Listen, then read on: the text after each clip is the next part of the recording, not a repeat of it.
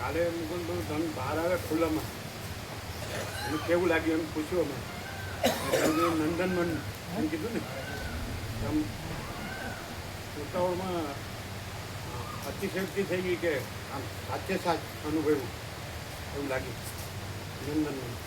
તો નંદનવન એટલે શું એમ કે કેવું? દેવોને વિચારવાની જે બગીચા હોય છે ને એનું કહેતા નંદનવન. દેવોને વિચારવાના બગીચા હોય એને નંદનવન એમ. વાહ, પોતાના દેવમાં ગણી લીધા મજા.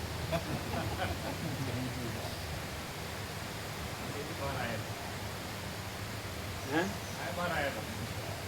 શું કીધું? આય બાર આયા નવીન પ્રભુ બહાર આવ્યા જોવા માટે કેવું છે. ના સુવા આવ્યા હતા ને આખી વિશ્રામ કર્યો તો બાદ એમ. હું 2 જણા ગયા કીર્તિપ્રભુ ગોવિંદ પ્રભુ ગયા અંદર. ગોવિંદ પ્રભુ કીર્તિપ્રભુ 2 જણા રહ્યા. ગોવિંદ પ્રભુ અને કીર્તિ પ્રભુ કીર્તિ પ્રભુ ખરા ને એના ગંગોલિયામાં કીર્તિ હા એના ગંગોલિયામાં ખરા. તમે બાળ્યું જો બાળ્યું છે આકાશમાં.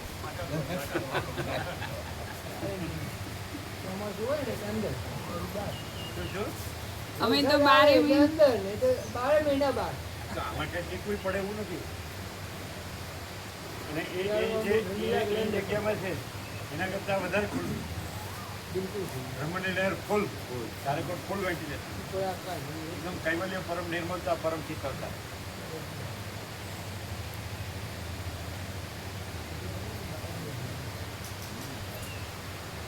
આનંદ બનાવ્યું કે બંધિયાર બનાવ્યું. આ બધું છે ખુલ્લું.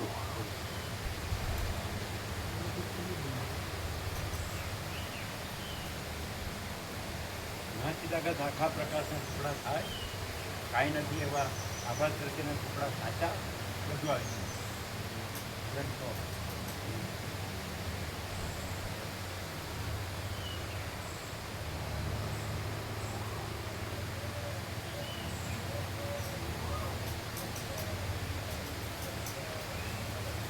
બધાને ખોટી ભ્રાંતિનો અભ્યાસ થઈ ગયો ને આજ હું ને આજ મારું અને આજ મારું શું.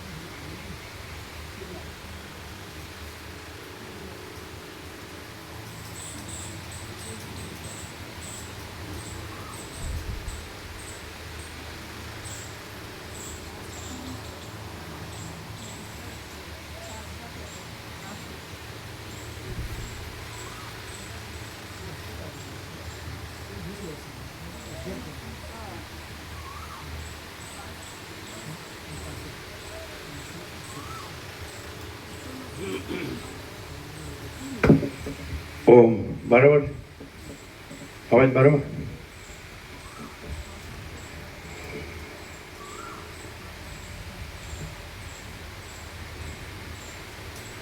ઓમ ઓમ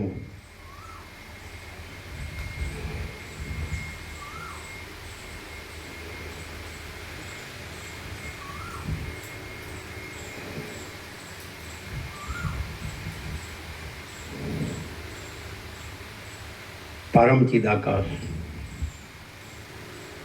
परम ज्योति, अखंड ज्योति, महाचिदाकाश, महाचिदाकाश, स्वयं प्रकाश, संपूर्ण प्रकाश, पूर्ण ब्रह्म, अनंत तेज घन, अनंत चेत घन, परमाकाश, केवल अनंत शुद्ध तेज घन, परमाकाश, अखिल आत्मा, पूर्ण ब्रह्म, परमात्मा, परम चिदाकाश, परम ज्योति, अखंड ज्योति, अनंत पूर्ण परम चिदाकाश, परम शांति, स्वयं सिद्ध, स्वयं प्रकाश,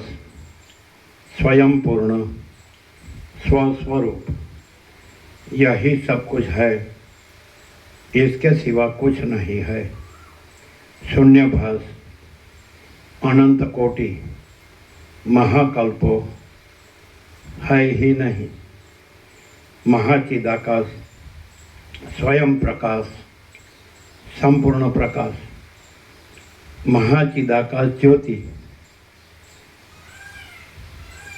अनंत, अखंड, अभेद, महाचिदाकाश ज्योति, महातत्व, महासामान्य, महाचिदाकाश, स्वसंवेद्य, सहज निर्विकल्प, महाचिदाकाश, परम कैवल्य, परम शांति, परम चिदाकाश, अनंत, पूर्ण, निरपेक्ष, सत्य, अनंत, संपूर्ण, अपरिघी, निर्भ्रांत, निरपेक्ष, वसिष्ठराम, निर्वाण, राउंड 39मो राउंड।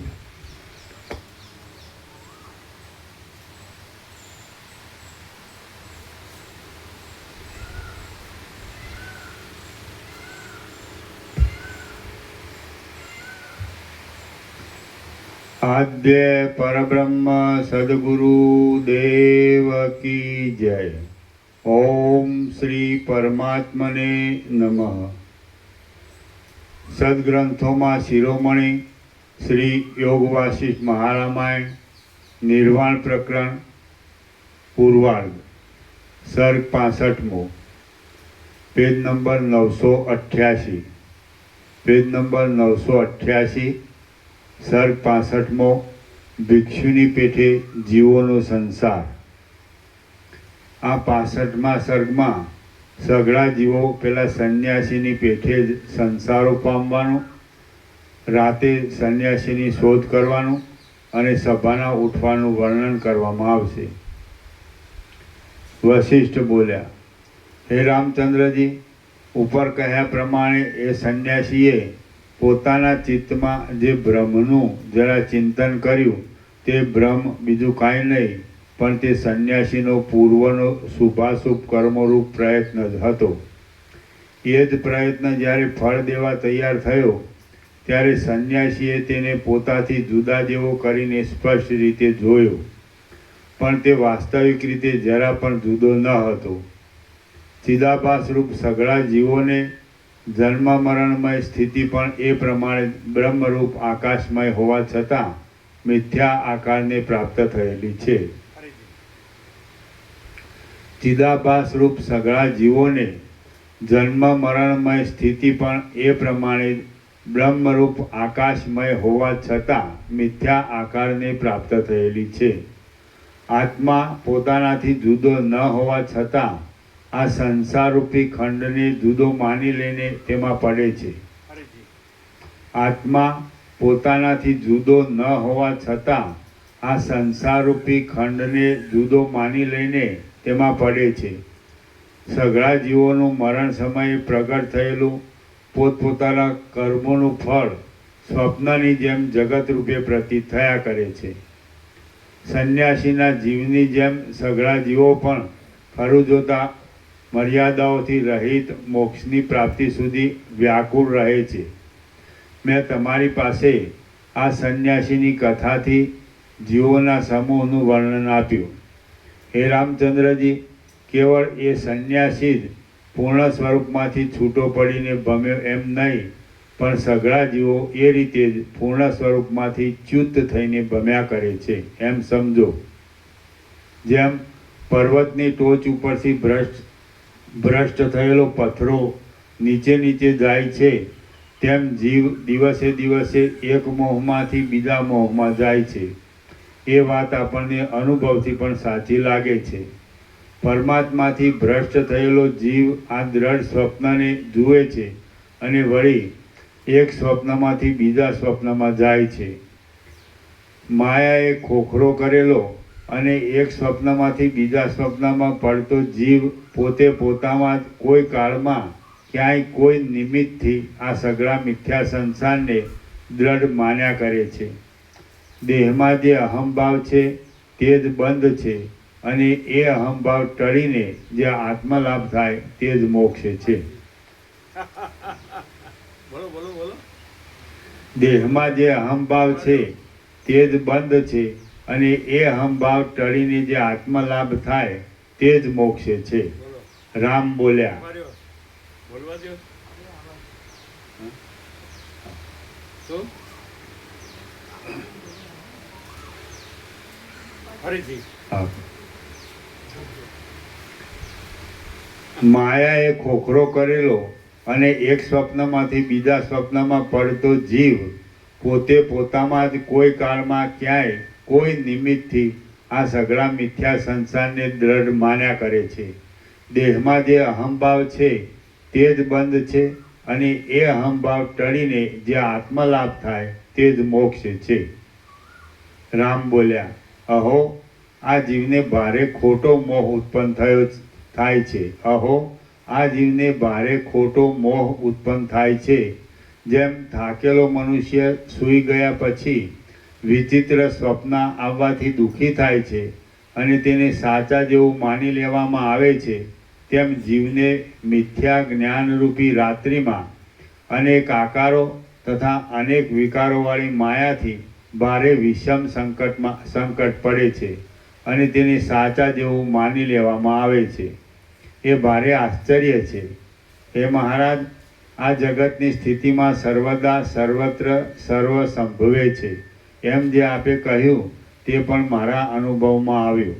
હવે મારે પૂછવાનું એ છે કે એવા ગુણોવાળો અને જીવટ આદિપણાના મોહમાં પડેલો એ સંન્યાસી હાલ ક્યાંય છે કે નથી? આપ અંતરમાં અવલોકન કરીને મને તરત કહો. વશિષ્ઠ બોલ્યા. હું આજ રાત્રે સમાધિ કરીને આ ત્રૈલોક્યરૂપી આશ્રમને સંપૂર્ણ રીતે જોયા પછી સંન્યાસી હાલ છે કે નહીં એ તમને પ્રભાતમાં કહીશ. વાલ્મીકી બોલ્યા.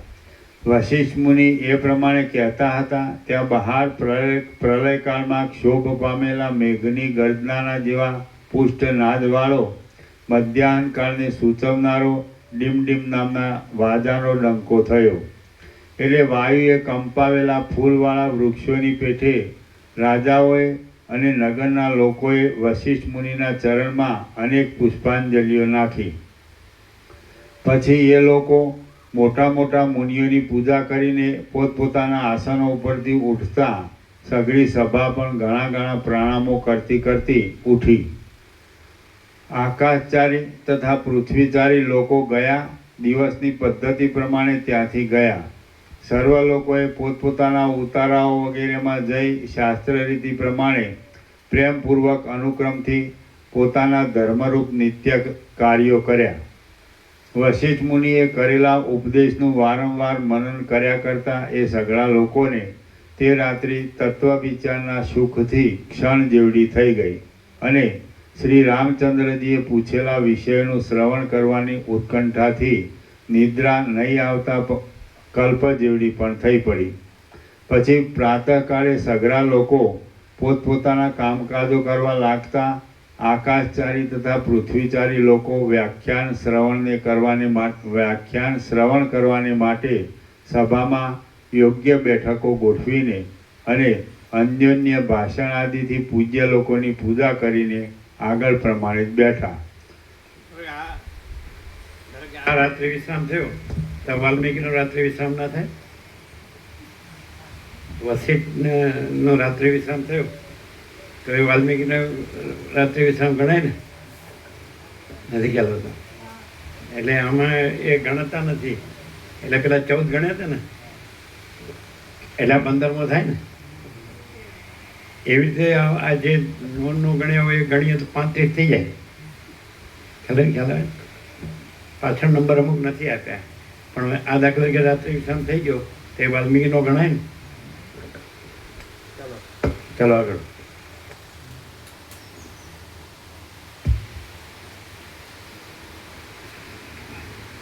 શ્રી યોગ વાસિષ્ઠ મહારામાયણમાં નિર્વાણ પ્રકરણના પૂર્વાર્ધનો વિદ્યોતર વિસ્મય વર્ણન નામનો સર્ગ 65મો સમાપ્ત. સર્ગ 66મો ભિક્ષુનો સંસાર. આ 66મા સર્ગમાં યત્નથી શોધી કાઢેલા પેલા સંન્યાસીના દર્શનની અને તેવા જ મુનિઓના પણ દર્શનની કથા કહેવામાં આવશે.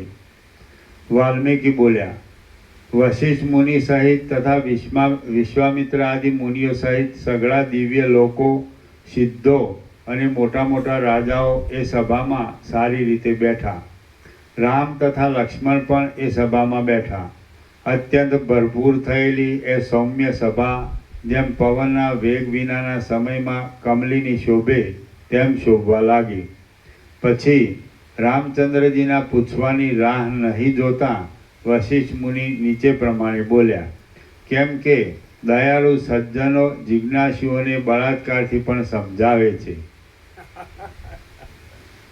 વશિષ્ઠ બોલ્યા, હે રઘુકુળ રૂપી આકાશમાં ચંદ્રરૂપ, હે રાજન, હે રામચંદ્રજી, ગઈકાલે મેં જ્ઞાનરૂપી નેત્રથી અવલોકન કરતા ઘણી વારે એ સંન્યાસી મારા જોવામાં આવ્યા.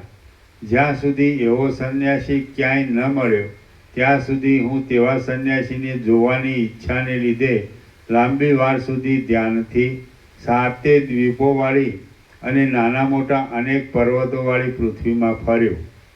જે મનનું માનેલું રાજ્ય હોય તે મોટો પરિશ્રમ કર્યા વિના બહાર શી રીતે મળે?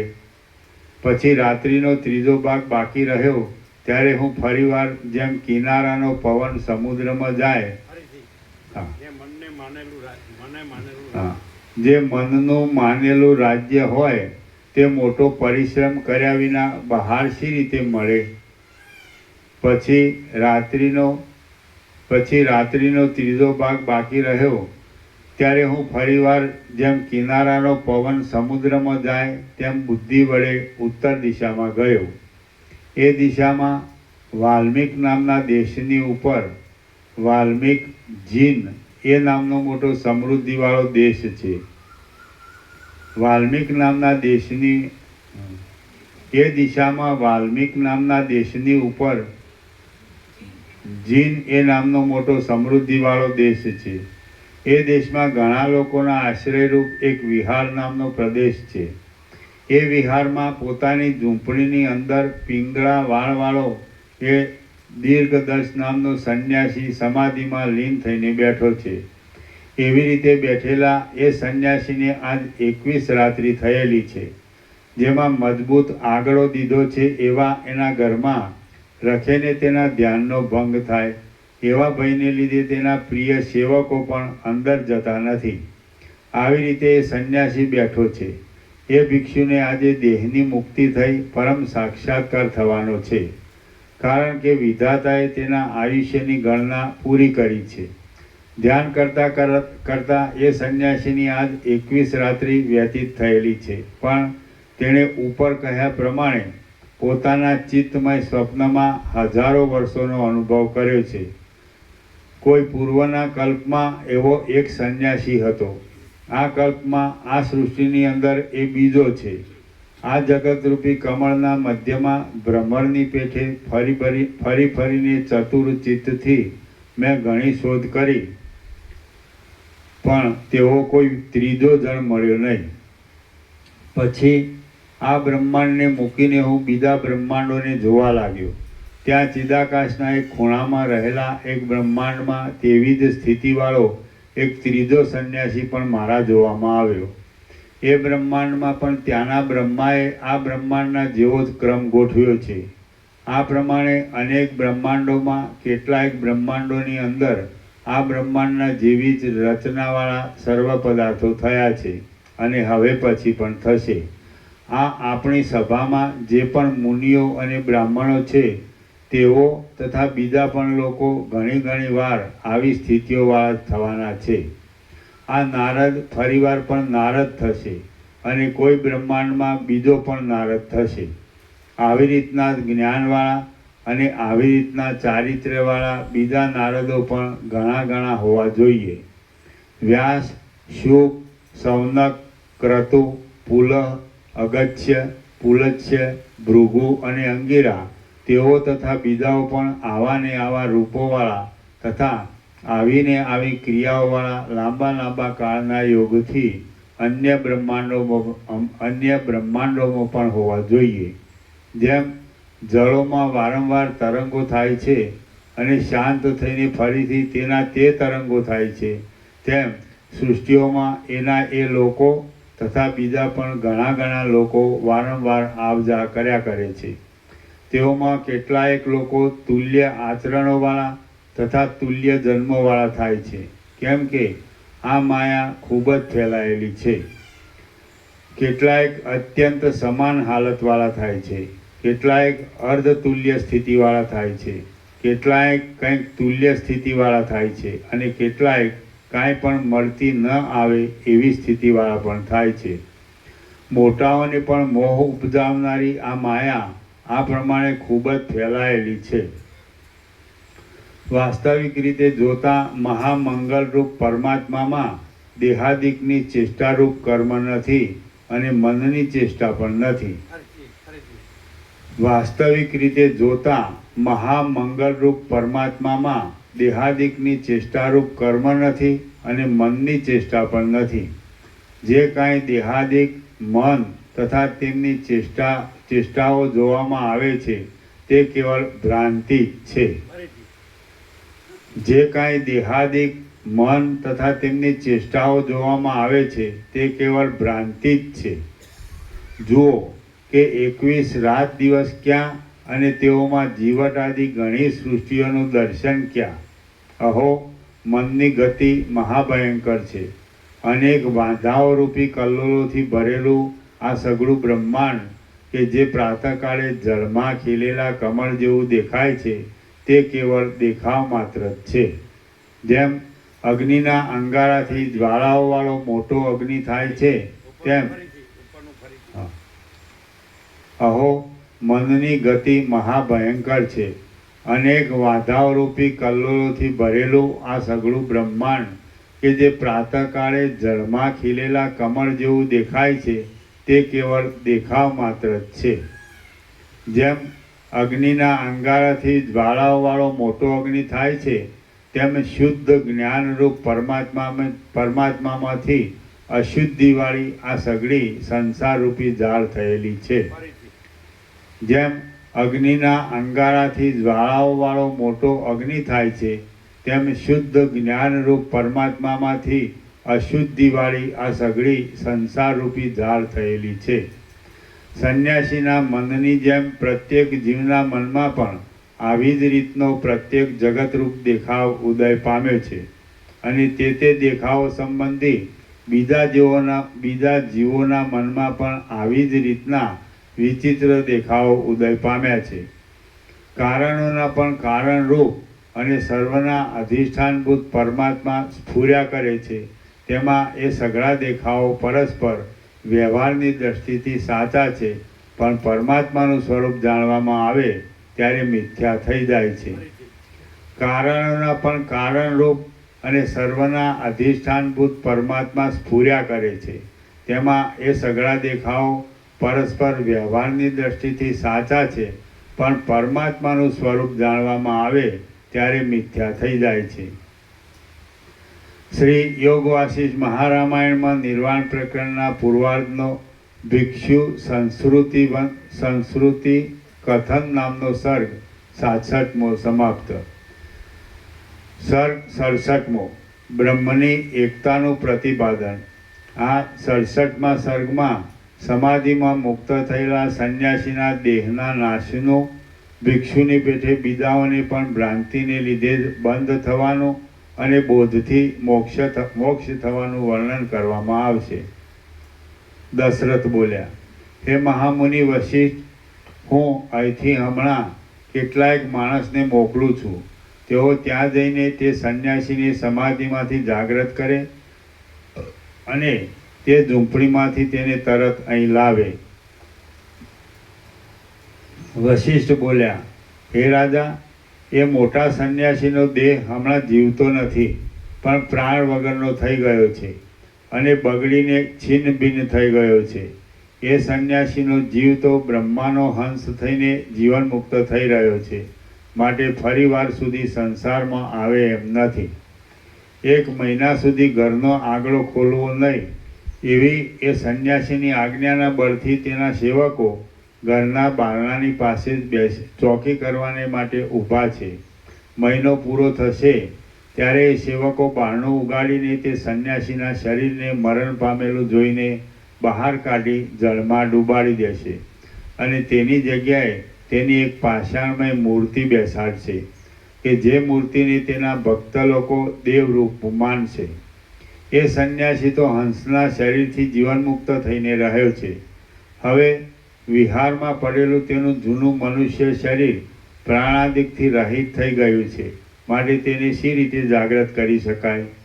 હે રામચંદ્રજી, આ ઘણી જ ફેલાયેલી માયા કે જે વિક્ષેપ શક્તિને લીધે કોઈ રીતે ટાળી શકાય નહીં એવી લાગે છે, તે સર્વદા સર્વમાં આત્મ સ્વરૂપના અનુસંધાનથી સહજ ટાળી શકાય છે. તે સર્વના સર્વમાં આત્મ સ્વરૂપના અનુસંધાનથી સહજ ટાળી શકાય છે. માયા કે જે પોતે નહીં હોવા છતાં જગતનો આરંભ કરી બેઠી છે, સોનાના કડાપણાની પેઠે કેવળ વિપરીત દેખાવને લીધે ઉદય પામેલી છે અને પરમાત્મામાં કેવળ કથન માત્ર છે એમ વિદ્વાનોએ ધારેલી છે. તે જેમ જળમાં તરંગોની પંક્તિ જળનું અવલોકન કરવા માત્રથી નાશ પામે છે, તેમ પરમાત્માના અવલોકન માત્રથી નાશ પામે છે. પરમાત્મા જ અવિવેકને લીધે દ્રશ્યમય લાંબા સ્વપ્નમાંથી તેવા જ બીજા સ્વપ્નોમાં જાય છે અને જીવપણાને પામેલા છે. માટે તે જ પરમાત્મા જો વિવેકથી સર્વને પોતાનું સ્વરૂપ દેખે તો ચૈતન્યરૂપ સ્વરૂપે અવશેષ રહે છે. જેને જે પ્રતિભાસ થાય છે તે ખરી રીતે જોવામાં આવે તો તે પ્રતિભાસ કાંકચની જાળી જેવા સંસાર રૂપે ઉદય પામે છે. પ્રત્યેક પ્રાણીને આ સંસારનું મંડળ જુદું જુદું ઉદય પામેલું છે.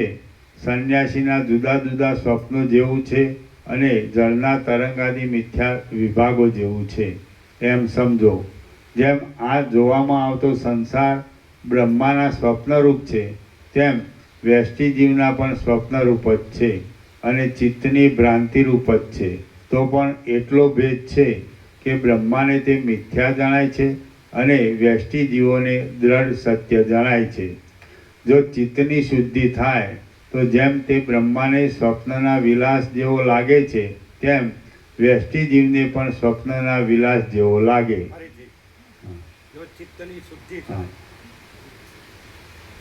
જો ચિત્તની શુદ્ધિ થાય તો જેમ તે બ્રહ્માને સ્વપ્નના વિલાસ જેવો લાગે છે, તેમ વ્યષ્ટિ જીવને પણ સ્વપ્નના વિલાસ જેવો લાગે. આ બ્રહ્માંડો પ્રત્યેક જીવના જુદા જુદા હોય પ્રકટ થયા છે, માટે કરોડો બ્રહ્માંડો હોય એમ કહી શકાય છે. જીવ પરમાત્મામાં ગમે તે રીતે સ્ફુરે, પણ તે જીવ હૃદયમાં જે આ કાર્યો કરવામાં સમર્થતા ધરાવનારા લાંબા બ્રહ્મને જુએ છે, તે બ્રહ્મ સ્વપ્નની જેમ મિથ્યા જ છે. ચૈતન્યની સત્તાથી સત્તા પામેલા જીવ માત્ર ચૈતન્યની સત્તાથી સત્તા પામેલા જીવ માત્ર સ્વરૂપને ભૂલી જવાથી જરાના, મરણના તથા દુઃખોના પાત્રરૂપ થાય છે. કોઈ જીવ જો પુણ્યવાન હોય તો ચિત્તરૂપી અંશના ચલન માત્રથી પાતાળને અથવા બ્રહ્મલોકને બનાવીને તેમાં ભોગ ભોગવ્યા કરે છે. જે પરમાત્મા ચૈતન્ય છે તે જ પ્રાણની કલ્પનાથી ચલનરૂપ થઈને તે દ્વારા જીવ એ નામને ધારણ કરીને પોતામાં દેહાકાર બ્રહ્મવાળું અને બહાર જઈ વિષયાકાર બ્રહ્મવાળું થઈને ભમ્યા કરે છે. જે જીવ છે તે કેવળ ભ્રાંતિરૂપ અપરાધને લીધે પરમાત્મામાં ટળી જાય કે જે જીવ છે તે કેવળ ભ્રાંતિરૂપ અપરાધને લીધે પરમાત્મા ટળી જાય કે જો ભ્રાંતિ ટળી જાય તો જીવ જ પરમાત્મા નથી કે હા. જે જીવ છે તે કેવળ ભ્રાંતિરૂપ અપરાધને લીધે પરમાત્મા ટળી જાય કે જો ભ્રાંતિ ટળી જાય તો જીવ જ પરમાત્મા નથી કે જેમ મુખનું દર્પણમાં પ્રતિબિંબ પડવાથી અનેક નામોને યોગ્ય થાય છે તેમ પરમાત્માનું માયાની ઉપાધિમાં પ્રતિબિંબ થવાથી જીવ તથા દેહ આદિ નામોને યોગ્ય ન થાય કે આ રીતે ઐક્યનું દર્શન થાય તો વ્યવહારની દ્રષ્ટિથી પણ જગત બ્રહ્મરૂપ થઈ જાય છે. જેમ આકાશ આકાશમાં રહેલું છે અને જળ જળમાં જ રહેલું છે તેમ પરબ્રહ્મ કૌંસમાં જેને આપણે જગત ગણીએ છીએ તેમ પરબ્રહ્મ પરબ્રહ્મમાં જ રહેલું છે. દર્પણ કે જે મુખથી અત્યંત જુદું છે તેમાં પ્રતિબિંબ રૂપે મુખ પડતા દર્પણને બદલે મુખ જ દેખાવાનો સંભવ પણ છે, પરંતુ બ્રહ્મ તો પોતાથી અભિન્ન ઉપાધિઓમાં જીવ રૂપે સ્થિતિ પામેલ છે, તેથી ભ્રાંતિ થવાનો સંભવ જ નથી. તો પણ જેમ બાળક પ્રતિબિંબથી બીએ છે તેમ જીવરૂપ બ્રહ્મ પોતામાં કંઈક બીજું થઈ ગયેલું સમજીને બીએ છે એ મોટું આશ્ચર્ય છે. સમાધિના અભ્યાસથી બુદ્ધિના ચલનને રોકવામાં આવે તો ભેદરૂપી સંજ્ઞા પોતાની મેળે જ બુદ્ધિમાં લય પામે છે અને બુદ્ધિ પણ બ્રહ્માકાર પરિણામ પામીને જેમ ઘી અગ્નિમાં લય પામે છે તેમ ભેદરૂપી સંજ્ઞા બ્રહ્મમાં લય પામે છે. સર્વાત્મક ચૈતન્યરૂપ પરમાત્મામાં જેને ચલન માનવામાં આવે છે તે પણ ચૈતન્ય જ છે. બ્રહ્મમાં ચલન, અચલન તથા ઉદયકાળ આદિ સઘળું કલ્પિત જ છે, વાસ્તવિક નથી. બ્રહ્મમાં ચલન પણ નથી, અચલન પણ નથી, એકતા પણ નથી અને દ્વિત્વ પણ નથી. જે કાંઈ છે તે સઘળું શુદ્ધ ચૈતન્ય માત્ર જ છે અને જેમ છે તેમ જ છે. વાસ્તવિક વિચારથી સર્વ એ શબ્દનો તથા તેના અર્થનો એકરસ સ્વભાવ જાણવામાં આવે તો કેવળ ચૈતન્ય જ રહે છે. પ્રપંચ તો અભાવરૂપે પણ રહેતો નથી, ત્યારે ભાવરૂપે તો ક્યાંથી જ રહે. ભેદની કલ્પનાથી સ્વરૂપના લાંછનરૂપ ભેદ ઉદય પામે છે. અભેદના બોધથી સઘળો ભેદ ગળી જાય ત્યારે પરમપદરૂપ બ્રહ્મ જ બાકી રહે છે. હે રામચંદ્રજી, તમે અજ્ઞાનથી જ દ્વૈતરૂપ છો, પણ જો તે દ્વૈત ઉપર દ્રષ્ટિ કરો જ નહીં તો પૂર્ણ ચૈતન્ય રૂપ જ છો.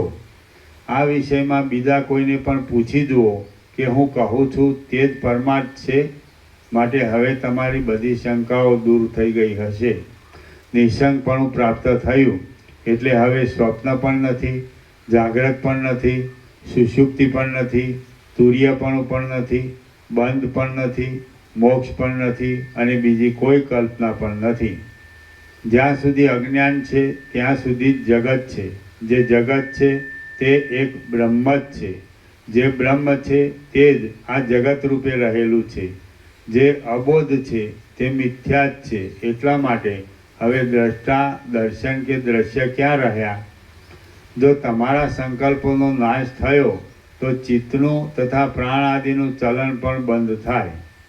તે ચૈતન્ય સંકલ્પોથી રહિત છે તે ચૈતન્ય ચલનમાં કે અચલનમાં જુદું નથી. ચૈતન્યના આ દર્શનથી દ્વિત્વ તથા એકત્વ આદિરૂપ સંકલ્પ ઉદય પામ્યો છે. એ સંકલ્પ ચૈતન્યના દર્શન માત્રથી ગયો તો પછી બ્રહ્મ જ અવશેષ રહે છે. ચૈતન્ય રૂપી ચંદ્રબિંબમાં જે સંકલ્પ રૂપી કલંક સ્ફૂરતું હોય એમ લાગે છે તે કલંક નથી, પણ ગાંઠા ચૈતન્યનું ગાંઠું સ્વરૂપ જ છે એમ સમજો. તમે ગાંઠા ચૈતન્યના ફેલાયેલા પદમાં જ રહો, તમે પૂર્ણતાથી રહો. સંકલ્પાદિક કાંઈ છે તે તમારી સત્તાથી જ છે. સંકલ્પાદિક જે કાંઈ છે તે તમારી સત્તાથી જ છે, પણ ભિન્ન સત્તાથી નથી. એવી રીતના નિર્દોષ મહાબોધના સારનું અવલંબન કરો કે જેથી સઘળી વસ્તુઓ તમારી સાથે એક રસ થાય. હે સંકલ્પ રૂપ કલંકથી રહિત, હે ચૈતન્યમય ચંદ્રબિંબ રામચંદ્રજી, તમે કે જે ભાવોનો તથા અભાવોનો નાશ કરનારા મહામંગલ રૂપ છો, તેમના સ્પર્શથી સઘળા પદાર્થો અમૃતમય થઈ જાય છે. અહો, તમારો મહિમા અપૂર્વ છે. તમે ભાવ તથા અભાવ વગેરેની કલ્પનાને ચૈતન્યમય કરી નાખીને ચૈતન્યના સમ અને ભરપૂર વિલાસની અંદર પરમ સુખથી આરામ લ્યો. હે રામચંદ્રજી, તમે આનંદના સમુદ્ર રૂપ છો. ચલન અચલન સંકલ્પ તથા વિકલ્પ આદિ જે કાંઈ ચિત્તની ભ્રાંતિના ભેદરૂપ છે તે સઘળું સર્વાત્મક અને સુખૈક રસ બ્રહ્મ જ છે અને પૂર્ણ દશા તથા અપૂર્ણ દશા સ્વરૂપ છે એમ સમજો. શ્રી યોગ વાસિષ્ઠ મહારામાયણમાં નિર્વાણ પ્રકરણના પૂર્વાર્ધનો બ્રહ્મૈક્ય પ્રતિપાદન નામનો સર્ગ 67મો સમાપ્ત. સર્ગ 68મો મૌન વિચાર. આ 68મા સર્ગમાં 4 પ્રકારના મૌનનું વર્ણન કરવામાં આવશે અને તેમાં પણ સુષુપ્ત મૌનનું વિશેષ વર્ણન કરવામાં આવશે. વશિષ્ઠ બોલ્યા, હે રામચંદ્રજી, તમે સંકલ્પરૂપી મળોને ધોઈ નાખી ચિત્તની ચંચળતા દૂર કરીને ગાઢ નિદ્રામાં હો તેમ વાણીનો વ્યાપાર બંધ કરો અને સુષુપ્ત મૌન સેવો અને બ્રહ્મના આશ્રય રહો. રામ બોલ્યા, હે મહારાજ, વાક મૌન, ઇન્દ્રિય મૌન અને કાષ્ઠ મૌન એ 3 મૌનને હું જાણું છું, પણ સુષુપ્ત મૌનને જાણતો નથી. માટે આપ સુષુપ્ત મૌનનું લક્ષણ કહો. વશિષ્ઠ બોલ્યા, હે રામચંદ્ર, મુનિવરોએ 2 પ્રકારના મુનિ કહેલા છે. એક કાષ્ઠ તપસ્વી અને બીજો જીવન મુક્ત. આત્મતત્વના જ્ઞાન વગરની અને તેના અનુભવરૂપી રસ વિનાની કૃચ્છ ચાંદ્રાયણ આદિ શુષ્ક ક્રિયામાં આગ્રહવાળો અને હઠથી ઇન્દ્રિયોના સમૂહને જીતનારો જે મુનિ હોય તે કાષ્ઠ તપસ્વી કહેવાય છે. આ જગતના તત્વને સમજીને આત્માનું અનુસંધાન કરનારો, આત્મામાં જ રહેનારો અને વ્યવહારમાં બીજા તપસ્વી લોકોની પેઠે વર્તતા છતાં પણ અંદર નિરતિશય આનંદથી તૃપ્ત રહેનારો જે પુરુષ હોય તે જીવન મુક્ત મુનિ કહેવાય છે. એ શાંત મહામુનિઓનો ચિત્તના નિશ્ચયરૂપ જે ભાવ થાય છે તે મૌન એ શબ્દથી કહેવાય છે.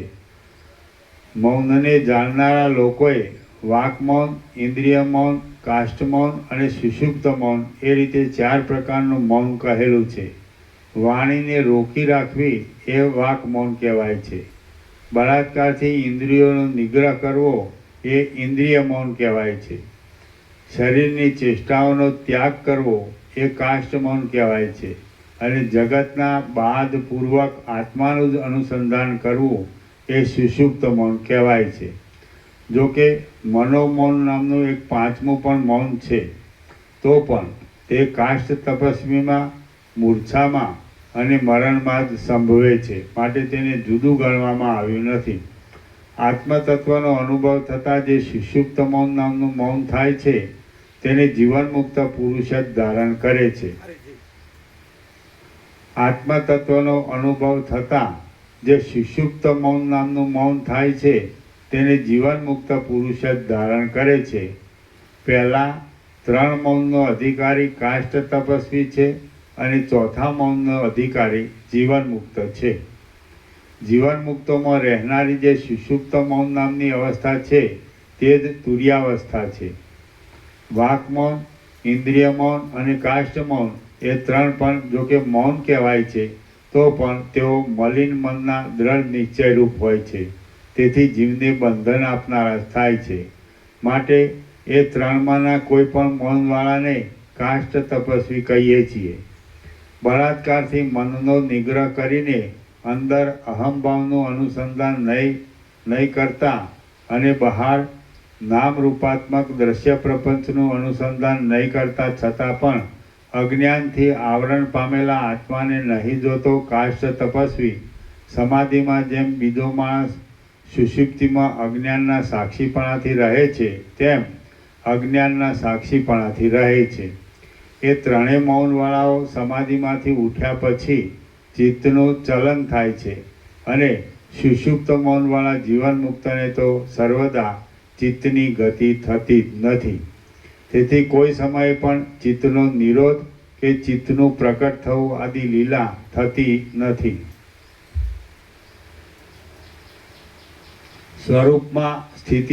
સ્વરૂપમાં સ્થિતિરૂપ લીલાથી સર્વદા રહેનારા જીવનમુક્ત પુરુષો વાક મૌન આદિ ત્રણ મૌનને બંધનરૂપ હોવાથી ત્યજી દેવા યોગ્ય જાણીને તેના ઉપર અરુચિ રાખે અથવા એ મૌનો પણ એક જાતનો ચિદાનંદનો જ વિલાસ છે એમ જાણીને અરુચિ રાખે નહીં, તો પણ તેઓ એ ત્રણેય મૌનોને કદી ગ્રાહ્ય સમજતા નથી. આ સુષુપ્ત મૌન કે જે જીવન મુક્તોના અનુભવમાં રહેલું છે અને જેને પુનર્જન્મ ન થવાનો હોય તેને જ પ્રાપ્ત થાય એવું છે તથા શ્રવણના ભૂષણરૂપ છે. તેનું વિશેષ વર્ણન કરું છું, તે સાંભળો. આ મૌનમાં શરીરની અંદર ઊંચે નીચે તથા મધ્યમાં ફરનારા પ્રાણનો સંયમ કરવો પડતો નથી. પ્રાણની કોઈ જાતની યોજના પણ કરવી પડતી નથી અને સઘળી ઇન્દ્રિયો વિષયના લાભના હર્ષથી ઉલ્લાસ પણ પામતી નથી, તેમ નિરોધના કલેશથી ગ્લાનિ પણ પામતી નથી. આ મૌનમાં આ દ્વૈતની કલ્પના ઉદય પણ પામતી નથી અને તેમ શાંત પણ થતી નથી. સમાધિ હોય કે સમાધિ ન હોય તો પણ આ મૌનમાં ચિત્તરૂપ પણ રહેતું નથી, અચિત પણ થઈ જતું નથી, સત પણ રહેતું નથી, અસત પણ થઈ જતું નથી અને કોઈ બીજા પ્રકારનું પણ થઈ જતું નથી. પરંતુ વિકલ્પોના ક્ષયને લીધે વિભાગો વિનાનો અભ્યાસની અપેક્ષાથી પણ રહિત અને સર્વવ્યાપક આત્મરૂપ હોવાને લીધે આદિથી તથા અંતથી રહિત થાય છે. આ સુષુપ્ત મૌનનું લક્ષણ છે. આત્મતત્વ કે જેમાં જગતરૂપી ભ્રમ દેખાય છે તેને શંકા રહિત યોગ્ય સ્વરૂપમાં જાણીને રહેવું એ સુષુપ્ત મૌન કહેવાય છે. પરબ્રહ્મ કે જે અનેક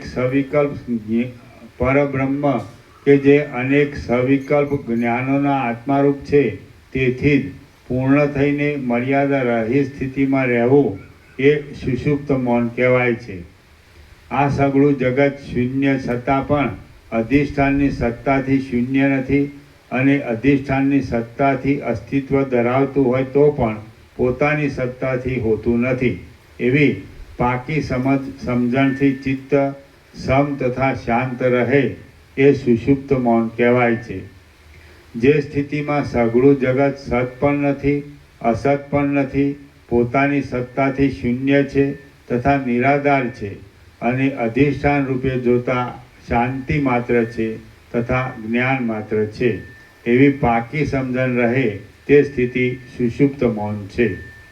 જે સ્થિતિમાં આત્મતત્વનો ફેલાવો કરીને પ્રકટ થનારા ભાવોરૂપ, અભાવોરૂપ, દશાઓરૂપ કે દેશ આદિ વિશેષોરૂપ વિવર્ત થાય નહીં તે સ્થિતિ સુષુપ્ત મૌન કહેવાય છે. વૃત્તિઓ વિનાના ચિત્તથી અત્યંત સમતા જ રહે અને આત્મતત્વના કોઈ પ્રકારનો વિવર્ત થાય જ નહીં એ સુષુપ્ત મૌન કહેવાય છે. હું પણ નથી, બીજા પણ નથી, મન પણ નથી અને કલ્પનાઓ પણ નથી, પણ જે કાંઈ છે તે વિષય રહિત જ્ઞાન માત્ર જ છે. એવા પ્રકારની જે એકધારી સમજણ તે સુષુપ્ત મૌન કહેવાય છે.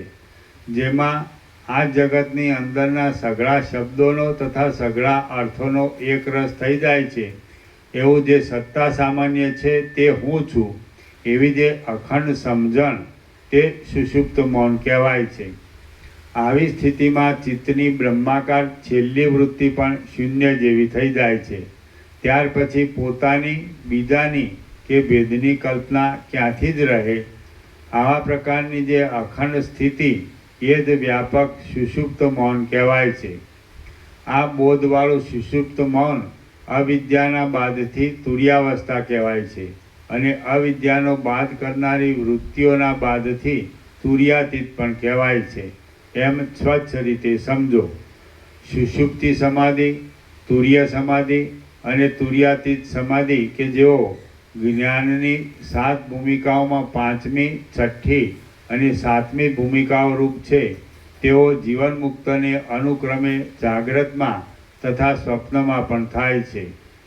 હે બ્રહ્મરૂપ રામચંદ્રજી, જાગ્રતમાં ચારે બાજુ નિપુણ રીતે વ્યવહાર કરતો હોય તથા દેહની પ્રતીતિવાળો હોય અને સમાધિમાં સઘળો વ્યવહાર છોડી દેતો હોય તથા દેહના ભાન વગેરેનો દેહના ભાન વગરનો રહેતો હોય તો પણ જીવન મુક્ત પુરુષ સર્વદા તુર્યામાં જ રહે છે અને વિદેહત છે એમ સમજો. કેમ કે જાગ્રતમાં પણ તેની સઘળી વૃત્તિઓ નિર્મળ તથા શાંત હોય છે. આ સ્થિતિ બ્રહ્મરૂપ થયેલાની જ હોય છે, બીજાની હોતી નથી. હે રામચંદ્રજી, તમે વિરાટ આદિ સર્વનો લય કરીને સંસારની વાસનાઓથી રહિત એક તુર્ય રૂપે જ રહો. જે કાંઈ આ સઘળું જગત પ્રતીત થાય છે તે સ્વપ્ન જેવું જ છે. હું, તમે કે બીજું કાંઈ પણ નથી એમ સમજીને જીવન મુક્ત થઈ સર્વદા ચિદાકાશના કોષમાં જ રહો.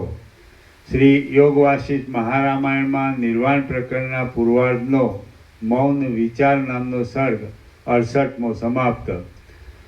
સર્ગ 69મો પ્રાણ અને મનનો સંયોગ ઇત્યાદિ. આ 69મા સર્ગમાં ગણોનું રુદ્રપણું, મુક્ત લોકોની પોતાની ઈચ્છા પ્રમાણે સ્થિતિ અને યોગથી પ્રાણનો લય એટલા વિષયો કહેવામાં આવશે. રામ બોલ્યા, હે મહામુનિ, આપે 100 રુદ્રો કહ્યા તે ગણોની સાથે લેખીને કહ્યા કે ગણો વિના રુદ્રોને લેખીને કહ્યા? આપે જે ગણો કહ્યા તે જ રુદ્રો કે તેમનાથી જુદા રુદ્રો? એ મને તુરત જ સમજાવો. વશિષ્ઠ બોલ્યા, સંન્યાસીએ જીવટ આદિ 100 શરીરોવાળા જે 100 સ્વપ્નો દીઠા તેઓ જ રુદ્રપણાને પ્રાપ્ત થયા એમ તમે પ્રથમના પ્રકરણથી સમજ્યા હશો જ. તેથી મેં સ્પષ્ટ રીતે 100 રુદ્રોના નામો આપ્યા નથી. સંન્યાસીને સ્વપ્નમાં જીવટ આદિ જે 100 આકારો જોવામાં આવ્યા તેઓ જ 100 ગણો લેખવામાં આવ્યા. એ સઘળા ગણો રુદ્રના અંશરૂપ હોવાથી અને રુદ્રના જેવા જ ઐશ્વર્યવાળો હોવાથી 100 રુદ્રો લેખવામાં આવ્યા. જો એ રીતે સઘળા રુદ્રો જ હતા તો પણ ઈશ્વર કોટીમાં રહેલા પૂર્વસિદ્ધ રુદ્રની સેવા કરવાના કામમાં તેઓ ગણો જ હતા. મુખ્ય રુદ્રને અધીન થઈને તેઓ પોતાના કર્મોના ફળો અને ઐશ્વર્યો ભોગવતા હતા. રામ બોલ્યા, હે મહારાજ, સંન્યાસીના સ્વપ્ને બનાવેલા પહેલા રુદ્રે જેમ એક દીવામાંથી 100 દીવા બનાવવામાં આવે છે તેમ પોતાના એક જ ચિત્તમાંથી 100 ચિત્તો બનાવ્યા. એ વાત કેમ સંભવે? વશિષ્ઠ બોલ્યા, જ્ઞાનરૂપ ઐશ્વર્યથી જેમણે માયાનું બંધન તોડી નાખ્યું છે, જ્ઞાનરૂપ ઐશ્વર્યથી જેમણે માયાનું બંધન તોડી નાખ્યું છે અને યોગૈશ્વર્યથી સત્ય સંકલ્પપણાને પામેલા પુરુષો પોતાના સર્વજ્ઞપણાના અને સર્વશક્તિમાનપણાના બળથી જે વસ્તુને જે રીતે કલ્પે તે વસ્તુને તે રીતે અનુભવે છે. સર્વાત્મકપણાને લીધે અને સર્વવ્યાપકપણાને લીધે એ લોકો જ્યાં સુધી જે વસ્તુની જે રીતની ભાવના કરે ત્યાં સુધી તે વસ્તુનો તે રીતનો તે અનુભવ કરે છે. રામ બોલ્યા, રુદ્ર જ્યારે એ રીતે સઘળી શક્તિઓથી ભરપૂર છે ત્યારે પોતાને માટે શુભ સ્થિતિઓની અને શુભ આચરણોની કલ્પના નહીં કરતા માણસોની ખોપરીઓની માળાઓના ઘરેણાં શા માટે ધારણ કરે છે? શા માટે શરીરે ભસ્મ લગાવે છે? નગ્ન શા માટે રહે છે? સ્મશાનમાં શા માટે વસે છે? અને સ્ત્રીનો પ્રસંગ શા માટે રાખે છે? વશિષ્ઠ બોલ્યા, મહાસમર્થ અને સિદ્ધ જીવનમુક્ત લોકોને શાસ્ત્રોમાં કહેલી જ મંગળરૂપ અને સુખ આપનારી જ ક્રિયાઓ કરવાનો નિયમ નથી, કેમ કે તેઓ વિધિ નિષેધના દાસ નથી. સઘળી માંગલિક ક્રિયાઓને પણ તત્વદ્રષ્ટિથી અમંગળરૂપ માને છે અને તેમના પ્રારબ્ધમાં અશુભ લખેલું નહીં હોવાથી દુઃખની સામગ્રીથી પણ દુઃખ નહીં પામતા અને સર્વને સુખરૂપ જ ગણે છે. માટે જેમ અજ્ઞાનીઓની ક્રિયાઓનો નિયમ છે તેમ જીવનમુક્ત લોકોને નથી. અજ્ઞાની પુરુષ તો રાગ, દ્વેષ તથા લોભ આદિ હજારો દોષોથી ગભરાયેલા ચિત્તવાળો હોવાને લીધે જો ક્રિયાઓના નિયમ વિના ચાલે તો જાળમાં પકડાયેલા માછલાની પેઠે જન્મ, મરણ તથા નરકપાત આદિ પરમ દુઃખને પામે છે. જીવનમુક્ત લોકો તો જીતેન્દ્રિયપણાને લીધે, જ્ઞાનીપણાને લીધે તથા વાસનાઓથી રહિતપણાને લીધે સારી વસ્તુઓમાં રાગ ધરતા નથી અને નરસી વસ્તુઓમાં દ્વેષ ધરતા નથી. એ લોકો સર્વદા કાકતાલીય ન્યાયની પેઠે આવી પડેલી ક્રિયાઓને કર્યા કરે છે તો પણ કશું કરતા નથી, કેમ કે એ લોકોને કોઈમાં આસક્તિ હોતી નથી. વિષ્ણુ પણ એમ કાકતાલીયની રીતે અવતાર ધરવા આદિ કર્મો કરે છે. શિવ પણ એ જ રીતે જ કર્મો કરે છે અને બ્રહ્મા પણ એ રીતે કર્મો કરે છે. એ જીવનમુક્ત લોકોને કોઈ કર્મ નિંદ્ય પણ નથી, કોઈ કર્મ અનિંદ્ય પણ નથી, કોઈ કર્મ ગ્રાહ્ય પણ નથી, કોઈ કર્મ ત્યાજ્ય પણ નથી, કોઈ કર્મ યોગ્ય પણ નથી, કોઈ કર્મ અયોગ્ય પણ નથી અને કોઈ કર્મ બંધન આપનાર પણ નથી. જેમ સૃષ્ટિના આરંભથી જ અગ્નિ વગેરેના ગરમી આદિ ધર્મો સ્વાભાવિક રીતે પ્રગટ થયેલા છે, તેમ શિવ આદિના સ્મશાનમાં ભટકવું આદિ કર્મો અને મરીચી આદિના સંધ્યાવંદન આદિ કર્મો સ્વાભાવિક રીતે જ પ્રગટ થયેલા છે.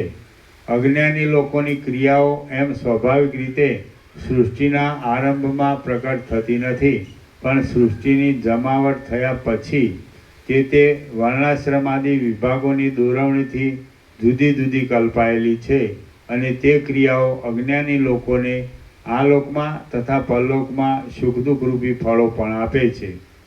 હે રામચંદ્રજી, કાષ્ટ તપસ્વી અને જીવનમુક્ત કે જેઓ દેહવાળા હોય છે તેમના મૌનો વિશે મેં તમને વિસ્તારથી કહ્યું છે, પણ વિદેહ મુક્તિ વિશે તમને કહ્યું નથી, માટે હવે તે સાંભળો. ચૈતન્યાત્મક આત્માકાશ જે આકાશથી પણ અત્યંત સ્વચ્છ છે તે પણાની પ્રાપ્તિ થવી એ પરમ પુરુષાર્થ છે. એ પ્રાપ્ત થવાના ઉપાયો કહું છું તે સાંભળો. પરમ પુરુષાર્થની પ્રાપ્તિના સાંખ્ય અને યોગ એ બે જુદા જુદા ઉપાય છે. જેઓ વિવેકથી તથા વિચારથી પ્રાપ્ત થયેલા જ્ઞાન યોગથી બ્રહ્મ તત્વને સંપૂર્ણ રીતે જાણીને તેનું જ અભેદથી નિરંતર અનુસંધાન કરે છે તેઓ સાંખ્ય યોગી કહેવાય છે. જેઓ હઠ યોગથી પ્રાણ આદિ પવનોને શાંત કરીને નિર્દોષ અને આદિ તથા અંતથી રહિત પરમ પદને પામ્યા છે તેઓ યોગ યોગી કહેવાય છે. સાંખ્ય યોગી અને યોગ યોગીઓને તપના ફળથી મળેલા તત્વ સાક્ષાત્કારથી પામવાનું પદ તો એક જ છે કે જે પદ શાંત છે અને અકૃત્રિમ છે. કેટલાક મહાત્માઓ સાંખ્યથી એ પદને પામીને જીવનમુક્ત થયા છે અને કેટલાક મહાત્માઓ યોગથી એ પદને પામીને જીવનમુક્ત થયેલા છે. જે પુરુષ સાંખ્ય અને યોગ બંનેથી એક જ પ્રકારનું ફળ મળે છે એમ જાણે તેને વિચક્ષણ સમજવો. જે પદને સાંખ્ય યોગીઓ પામે છે તે જ પદને યોગીઓ પામે છે. જે સ્થિતિમાં પ્રાણની કે મનની વૃત્તિનો પત્તો જ મળતો નથી અને વાસનારૂપી ઝાડ નાશ પામે છે, તે સ્થિતિને પરમપદ સમજો. વાસનાઓનો જે સમુદાય છે તે જ ચિત્ત છે એમ વિદ્વાનો કહે છે, અને એ ચિત્ત જ સંસારનું કારણ છે. એ ચિત્ત સાંખ્યથી અથવા યોગથી લય પામીને ઇન્દ્રિયોના તથા પ્રાણ વગેરેના વ્યાપારરૂપ સંસારનું કારણ રહેતું નથી. જેમ બાળક વેતાળને જુએ છે તેમ ચિત્ત દેહને દેખે છે. એ ચિત્ત પોતે જ પોતાનો લય કરી નાખે તો પછી દેહને જોતું નથી. દેહમાં અહંતાનું દર્શન થયા પછી જ સઘળો સંસાર થાય છે, અને એ અહંતાના દર્શનનું મૂળ મન છે. માટે મનની શાંતિ થાય તો સઘળા સંસારની શાંતિ થઈ જાય છે. આત્મતત્વના અદર્શનને લીધે જ મિથ્યા મન ઉદય પામેલું છે, અને જેમ સ્વપ્નમાં પોતાનું મરણ જોવામાં આવતું હોવા છતાં પણ ખોટું જ છે, તેમ મન જોવામાં આવતું છતાં પણ ખોટું જ છે. મન મુદ્દલ છે જ નહીં. જે પોતે મુદ્દલ છે જ નહીં એવા મનથી સંસાર ઉત્પન્ન થયો છે. માટે અહંતા ક્યાં છે, મમતા ક્યાં છે, સંસાર ક્યાં છે, શિષ્ય ક્યાં છે, ઉપદેશ ક્યાં છે, ગુરુ ક્યાં છે, બંધ ક્યાં છે, અને મોક્ષ પણ ક્યાં છે? કશું નથી. એક આત્મતત્વનું શ્રવણ મનન આદિથી અનુસંધાન, પ્રાણોના લય અને મનનો નિગ્રહ એ 3 મોક્ષના જુદા જુદા ઉપાયો છે. રામ બોલ્યા, હે મહારાજ, જો પ્રાણનો લય પણ મોક્ષનું કારણ હોય તો હું ધારું છું કે સઘળા જીવો મરણ પામે કે તુરત મુક્ત જ થાય છે. વશિષ્ઠ બોલ્યા, એ 3 ઉપાયો મનના નાશ દ્વારા જ મોક્ષના કારણરૂપ થાય છે. 3 ઉપાયોમાં મનની શાંતિ જ મુખ્ય સાધ્ય છે એમ સમજો. પ્રાણમાં મનનો કે મરણમાં મનનો કે પ્રાણનો નાશ થતો નથી, પણ મન અને પ્રાણ એક દેહને છોડીને બીજા દેહમાં જાય છે. જો મનનો નાશ થાય તો મોક્ષ પ્રાપ્ત થયેલો સમજો. મરણમાં શરીર જ્યારે શબ્દાદિકથી રહિત થાય છે ત્યારે પ્રાણ શરીરને છોડી દઈને ભવિષ્ય દેહની વાસનાને લઈ બહારના આકાશમાં ભવિષ્ય દેહના આરંભને અનુકૂળ થયેલી પંચભૂતોની તન્માત્રાઓની સાથે સમાગમ પામે છે. તે જીવોની વાસનાઓરૂપ એ તન્માત્રાઓ પણ તેવી જ વાસનાઓથી ભરેલા મનથી જોડાઈને પ્રાણોની સાથે સંબંધ ધારણ કરે છે, પણ બીજા પ્રાણોની સાથે સંબંધ રાખતી નથી. વાસનાવાળા જ પ્રાણો બીજા દેહમાં ઉત્પન્ન થાય છે અને પૂર્વ દેહને ત્યજી દે છે. એ પ્રાણો તે બીજા દેહના હૃદયાકાશની સાથે અને તેની અંદર રહેલા વાયુઓની સાથે જોડાય છે. જેમ ડોલરના પુષ્પોની ગંધ તલમાં પેસતા તેની અંદર રહેલા તેલની સાથે તેનો સંબંધ થાય છે અને તેની સાથે ઘાણીમાં પીલાય છે, તેમ પ્રાણો બીજા દેહમાં પેસતા તેની અંદર રહેલા આકાશની અને વાયુઓની સાથે જોડાઈને સંસારના દુઃખો ભોગવે છે. જેમ સમુદ્રમાં ડૂબેલો પાણીથી ભરેલો ઘડો બહારના લોકોના જોવામાં નહીં આવતા છતાં પણ નાશ પામતો નથી, તેમ વાસનાવાળું મન મરણ સમયે જોવામાં નહીં આવતા છતાં પણ નષ્ટ થતું નથી. જેમ કિરણો સૂર્ય વગરના હોતા નથી, તેમ પ્રાણ મન વગરનો હોતો નથી. જેમ તેતર એક ખડને પકડ્યા વિના બીજા ખડને છોડતો નથી, તેમ મને બીજા દેહને સ્થૂળ સૂક્ષ્મ કારણ પકડ્યા વિના કદી પણ પ્રાણને છોડતું નથી. જ્યાં મન હોય ત્યાં પ્રાણ હોય જ છે. જ્યારે મન જ્ઞાનના પ્રભાવને લીધે વાસનાઓ વિનાનું થઈને નષ્ટ થાય છે ત્યારે પ્રાણ ચલન વિનાનો થઈ જાય છે અને ત્યારે જ શાંતિ અવશેષ રહે છે. જ્ઞાનથી વાસનાઓનો નાશ થતાં મનનો અને પ્રાણનો બંનેનો નાશ થાય છે. જ્ઞાનથી સર્વ પદાર્થોનું અત્યંત મિથ્યાપણું ઉદય પામે છે અને તે મિથ્યાપણાના ઉદયથી વાસનાઓનો નાશ થતાં પ્રાણ અને મન જુદા પડે છે. શાંત થયેલું મન પ્રાણથી જુદું પડે ત્યારે પોતાના નાશથી પરમપદને પ્રાપ્ત થઈને ફરીવાર દેહપણાને દેખતું નથી. જે વાસના છે તે જ મન કહેવાય છે. જે ચિત્ત છે તે વાસના માત્ર જ છે, માટે વાસનાનો અભાવ થતાં પરમ પદરૂપ થઈ જાય છે. વાસના સહિત સર્વનો બાદ કરીને જ્ઞાન આત્મતત્વ થઈ જાય છે. જ્ઞાન આત્મતત્વ થઈ જાય છે અને જે આત્મતત્વ છે તે અવિચલ જ્ઞાન રૂપે જ અવશેષ રહે છે, એમ વિદ્વાનો કહે છે. હે રામચંદ્રજી, આ સંસાર કે જે રજ્જુમાં થયેલા સર્પના ભ્રમ જેવો છે, તેનો એ રીતે વિવેક માત્રથી પોતાની મેળે જ છેડો આવી જાય છે. એક આત્મતત્વનો શ્રવણાદિકથી અભ્યાસ, પ્રાણનો રોધ અને મનનો નાશ, એમાંથી એક સિદ્ધ થતાં બીજા બે પોતાની મેળે સિદ્ધ થઈ જાય છે. જેમ પંખાની ગતિ શાંત થતાં પવન શાંત થઈ જાય છે, તેમ પ્રાણરૂપ વાયુનું ચલન શાંત થતાં મન શાંત થઈ જાય છે. પ્રાણ શરીરનો લય થતાં બહારના આકાશમાં રહેલા વાયુની સાથે મળીને વાયુપણાને પ્રાપ્ત થાય છે અને ત્યાં પોતામાં જે દેહની વાસના હોય તે દેહને લગતા વ્યવહારનો જ અનુભવ કરે છે. એક દેહથી છૂટો પડેલો મન સહિત પ્રાણ બહારના આકાશમાં જેવા દેહને જુએ છે તેવા જ સઘળા વ્યવહારનો અનુભવ કરે છે. જેમ વાયુનું ચલન શાંત થતાં ગંધ શાંત થઈ જાય છે, તેમ મનનું ચલન શાંત થતાં પ્રાણવાયુ શાંત થઈ જાય છે. પ્રાણીઓના પ્રાણ અને ચિત્ત સર્વદા એકબીજા વગર ન જ રહે એવા છે.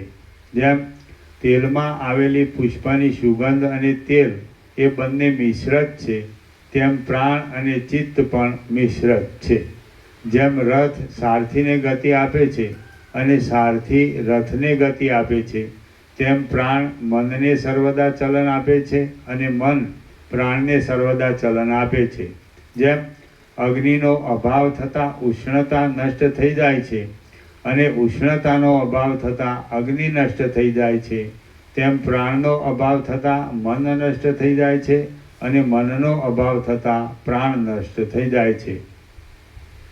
મન અને પ્રાણ પોતે નષ્ટ થઈને મોક્ષ નામનું ઉત્તમ કાર્ય કરી આપે છે. એક આત્મતત્વના જ ઘાટા અભ્યાસથી દ્વૈત વાસનાનો બાદ થતાં મન અત્યંત શાંત થઈ જાય છે અને મન શાંત થતાં પ્રાણનો સ્વભાવ મનમાં એક થવાનો હોવાને લીધે પ્રાણ શાંત થઈ જાય છે. હે રામચંદ્રજી, તમે સતત ચાલુ તમે સતત આત્મતત્વનો વિચાર કરીને મનને આત્મતત્વમય કરી નાખો. મનનો આત્મતત્વમાં લય થાય ત્યારે આત્મતત્વ સ્થિર થાય છે.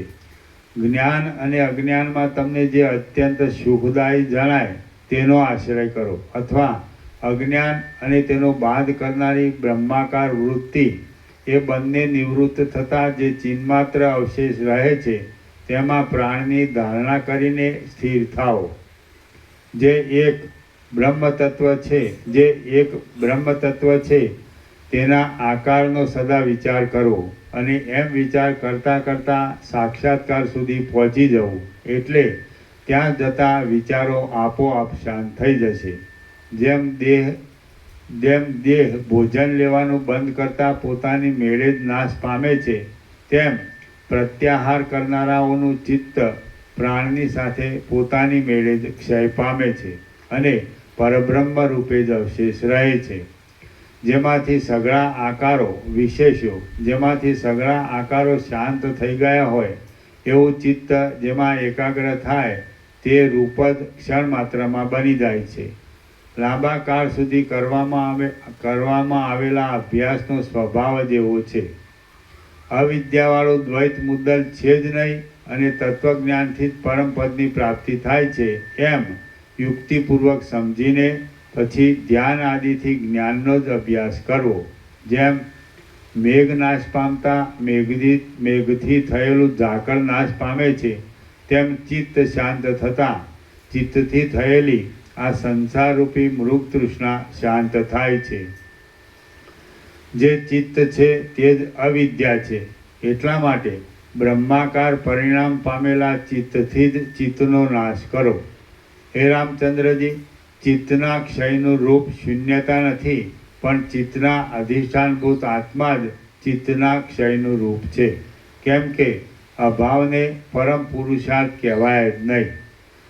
જો ચિત્ત જરાવાર પણ પરમપદમાં આરામ લે તો ચિત્તને તેમાં જ પરમાનંદ પામીને પરમપદ રૂપે જ પરિણામ પામેલું સમજો.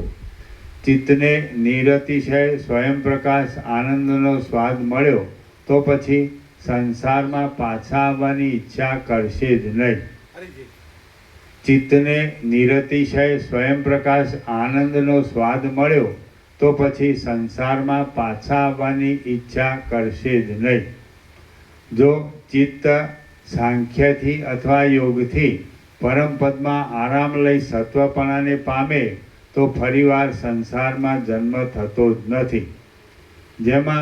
જેમાંથી સઘળી અવિદ્યા નષ્ટ થઈ ગઈ હોય છે તે ચિત્ત સત્વ એ નામથી કહેવાય છે. જેમાંથી સંસારના બીજરૂપ અવિદ્યા બળી ગઈ હોય છે તે ચિત્ત ફરીવાર બ્રહ્મભાવનું સ્વરૂપને છોડતું જ નથી. બ્રહ્મભાવના સ્વરૂપને છોડતું જ નથી. જેમાંથી સંસારના બીજરૂપ અવિદ્યા ટળી ગઈ હોય છે તે ચિત્ત ફરીવાર બ્રહ્મભાવના સ્વરૂપને છોડતું જ નથી. વાસનાઓથી રહિત થયેલો, અવિદ્યાથી રહિત થયેલો અને સત્વમાં રહેલો કોઈ વિરલ પુરુષ જ પરમ જ્યોતિને જુએ છે. વાસનાઓથી રહિત થયેલો, અવિદ્યાથી રહિત થયેલો અને સત્વમાં રહેલો કોઈ વિરલ પુરુષ જ પરમ જ્યોતિને જુએ છે. વાસનાઓથી રહિત થયેલો, અવિદ્યાથી રહિત થયેલો અને સત્વમાં રહેલો કોઈ વિરલ પુરુષ જ પરમ જ્યોતિને જુએ છે અને તુરત શાંત થાય છે કે જે પરમ જ્યોતિ અજ્ઞાનીઓની દ્રષ્ટિથી શૂન્ય જેવી છે. હે રામચંદ્રજી, જાગ્રત, સ્વપ્ન તથા સુષુપ્તિ રૂપ ભ્રાંતિના બીજોથી રહિત થયેલું અને અવિદ્યાના ક્ષયને લીધે બાધિત થઈ બળી ગયેલા વસ્ત્રની પેઠે માત્ર પ્રતિભાસ રૂપે અવશેષ રહેલું મન સત્વ કહેવાય છે. તે જેમ સ્પર્શ પારસમણીના તે જેમ સ્પર્શમણીના રાગ સંગથી તે જેમ સ્પર્શમણીના સંગથી સુવર્ણપણાને પામેલું ત્રાંબું પાછું ત્રાંબાપણાને પ્રાપ્ત થતું નથી, તેમ વાસનારૂપી બીજ શક્તિના દાહથી પરબ્રહ્મપણાને પામેલું મન પાછું રાગ દ્વેષાદી કલ્પનાઓથી મલિનતાવાળા સંસારપણાને પ્રાપ્ત થતું નથી. તે જેમ સ્પર્શમણીના સંગથી સુવર્ણપણાને પામેલું ત્રાંબુ પાછું ત્રાંબાપણાને પ્રાપ્ત થતું નથી, તેમ વાસનારૂપી બીજ શક્તિના દાહથી પરબ્રહ્મપણાને પામેલું મન પાછું રાગ દ્વેષાદી કલ્પનાઓથી મલિનતાવાળા સંસારપણાને પ્રાપ્ત થતું નથી. શ્રી યોગ વાસિષ્ઠ મહારામાયણમાં નિર્વાણ પ્રકરણના પૂર્વાર્ધનો પ્રાણ મન સંયોગ વિચાર નામનો સર્ગ 69મો સમાપ્ત. ઓમ ઓમ ઓમ. પ્રસાદ આપી દો. આ લોકો આજે કાલે નહોતા એટલે જે લાવ્યા છો બેનર આ લોકોને વંચાવો. ધનજી પ્રભુ, વિવેક પ્રભુ કાલ નહોતા સાંજે 2 વચનામૃત છે ને.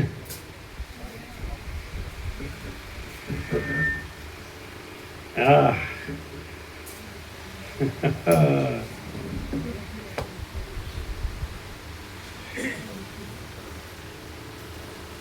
એ પરમ જ્યોતિ અજ્ઞાની સંસારીને શૂન્ય જેવી લાગે. જો વિવેક પ્રભુ, ધનજી પ્રભુ, આ જગ્યાનું નામ, આ જગ્યા, આખી જગ્યાનું નામ આ બધો વચમાં કરો છું.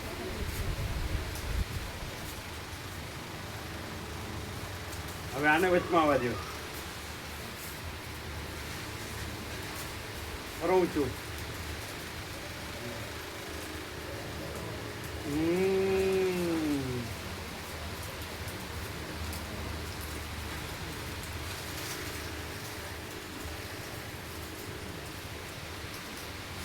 મહાચિદાકાશ આખા પ્રકાશના ટુકડા થાય, કાંઈ નથી એવા આભાસ દ્રશ્યના ટુકડા સાચા. કેવા છે બે નીચેનું તન પ્રકાશ છે ને ફૂલ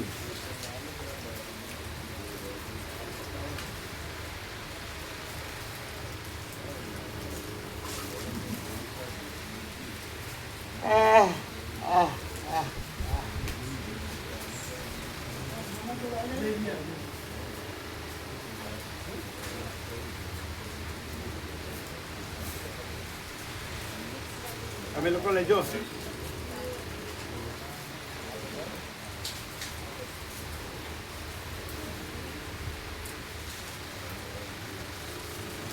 પેલું નીચે હું પડ્યું છે શું લાવ્યા કોને માટે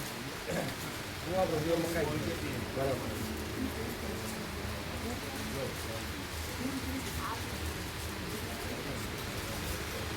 બ્રશ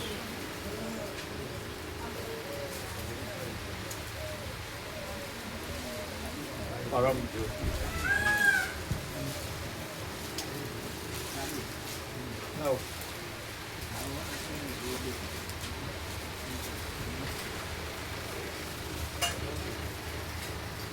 કેમ છે પરમ જ્યોતિ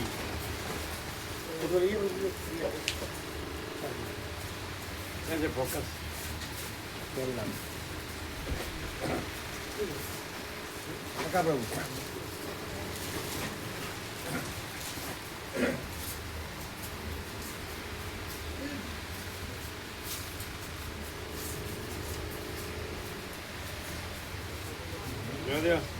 એ પેલું મજબૂત થવું જોઈએ એકદમ એ અને પેલું સુધારેલું 5 આઈટમ એ બી લાવો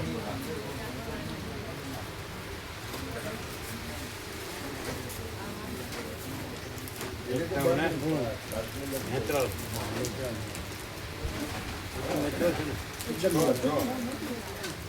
ઓરિજિનલ સાતમી બંધ ઓરિજિનલ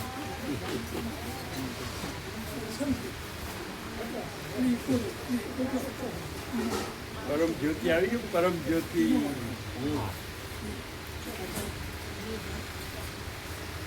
થઈ ગયા ભાઈ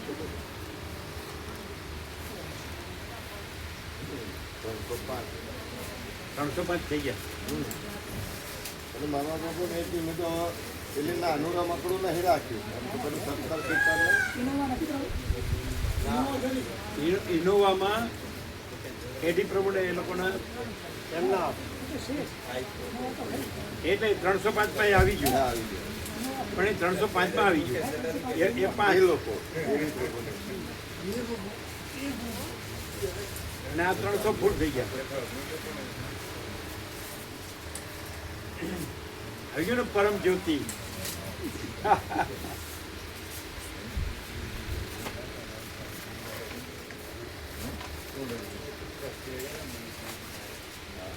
એક પ્રભુ કોઈ નામ રદ થાય તો એમનો એક રક્ષાબેન કરે આપણે રેગ્યુલર આવું છે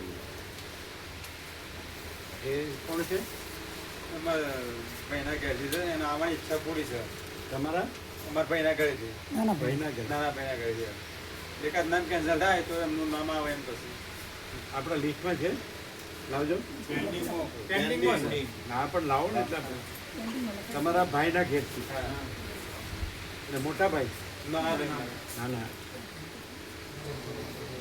બરાબર એટલે એમને પહેલો નંબર આપીશ લેવામાં એમને આમ તો ઘણા છે પણ એમને પહેલો નંબર એમનો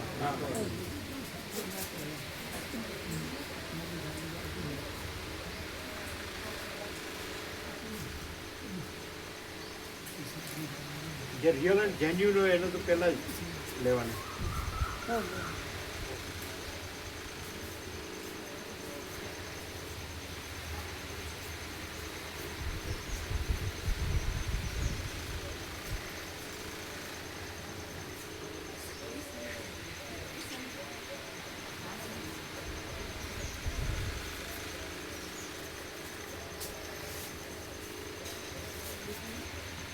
નામ બરાબર છે ને આચાર્ય શ્રી આખી જગ્યાનું નામ કેવું હા નામ ને ગુણ ને બધા એના અનુરૂપ. શું નામ નામ ગુણ જગ્યાના ગુણ, જગ્યાનો પ્રભાવ, પ્રેમી ગણો, શાંતિ ગણો, અનંત આનંદ ગણો, જે ગણો બધું એમાં આવી ગયું.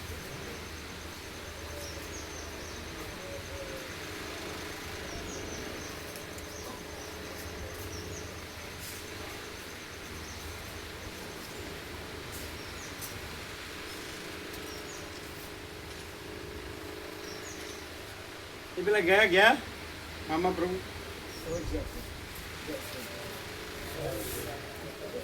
ક્યાં ગયા કાકા પ્રભુ મામા પ્રભુ ગયા નહીં હોય હજી તો રમકડામાં બેસવા ગયા છે. બોલો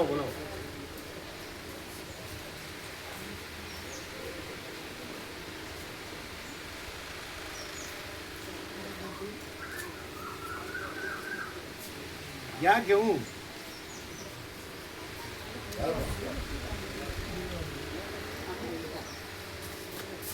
હા 13મો નંબર સાત દક્ષાબેન હા શું લખ્યું દક્ષાબેન મનીષભાઈ મનીષ હા મનીષભાઈ પટેલ દક્ષાબેન મનીષભાઈ શું લખ્યું દક્ષાબેન મનીષભાઈ પટેલ પટેલ મનીષ હાલે પટેલ નહીં રખિયા એમના મોટા ભાઈના નાના ભાઈ નાના ભાઈને ઘેર આ 13 નંબર ક્યાં છે પેન જગ્યા થાય એટલે આપણે આ જોવાનું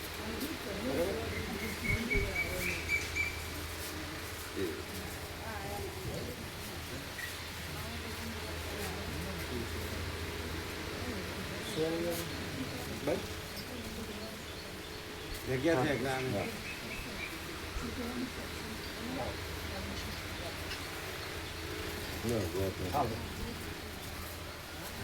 ગાંઠમાં બાબુ ચપ્પુ જેવું કાંટો ચપ્પુ શું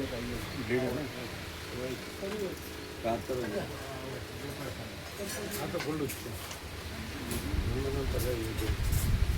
પ્રભુ હું લઈને આવું કે જાળીને રખિયાલથી લે ચા નાસ્તો કરો આવીને કરીએ. અરે અત્યારે જ કરો ને કરો જઈને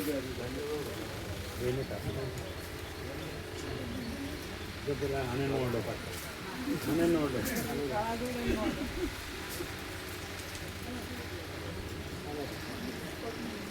મોહમ્મદ પટેલ આપો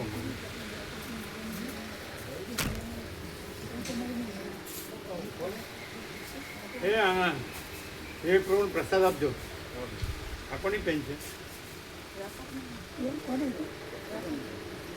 કોની છે લઈ લો ને તમે. પ્રભુ મને વ્યાપકમાં કરી દેજો આને વ્યાપકમાં કરી દેજો ક્યાં છે આ દિનામાં હા કરી દો ને ઓમ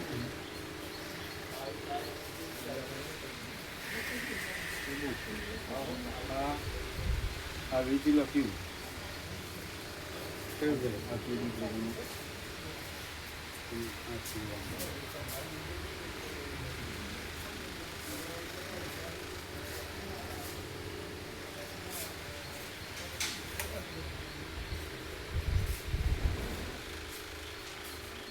બરાબર એટલે જેમ લાવીએ એવી રીતે આ વિધિ લખી દીધી. અને સેવા આપો તો પેલા આ બાજુ બાજુ લખી સેવા આ બાજુ આ બાજુ સેવા લખી છે. તો કરો ને એવા આપી એટલે આવે અને પેલું આ સુશીલ પ્રભુનું આ એક નોટ નવી બનાવી દઉં એટલે પેલું વારે જરા ઘડીએ બધું જલ્દી ખોરવું પડતું હતું ને તે ખોરવું ના પડે એક જ નોટમાં બધું રસ. સુશીલ પ્રભુ એના રેફરન્સ રેફરન્સ લખી આ આપણે સુશીલ પ્રભુનું પેલું નવેસરથી લખી દીધું સુશીલ પ્રભુ નવેસરથી લખી આ નવા સરથી બધું બનાવ્યું એક જ નોટમાં બનાવ્યું એટલે જ્યાં ખોરવું ત્યાં એક નોટમાંથી એટલું બધું જળતું નહોતું ઓમથી ઓમનું ઓમથી લખેલું હતું.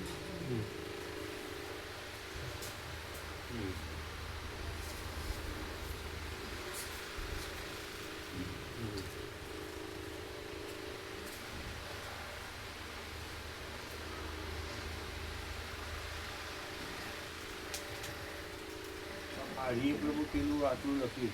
એકથી 20 જે આપણે વચનામૃતમાં હતો ને નોટ કરીને આ ખાલી નોંધ માટે લખ્યું. ખ્યાલ આવે એટલા માટે એ રીતે લખ્યું.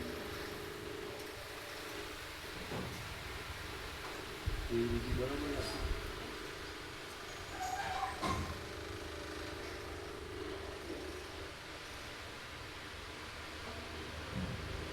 બરાબર જ છે. બરાબર. એટલે આ બધું પેલું ખોલ કરવું. ના ના ચોખ્ખું એક જ નોટ બનાવી એટલે હા સીધું જાણે ખોલવું જોવું એટલે જોવા. તરત જ. પેલા વિવેકરૂપ ગયા એટલે હું આવું આવશે. ચા નાસ્તો આપજો.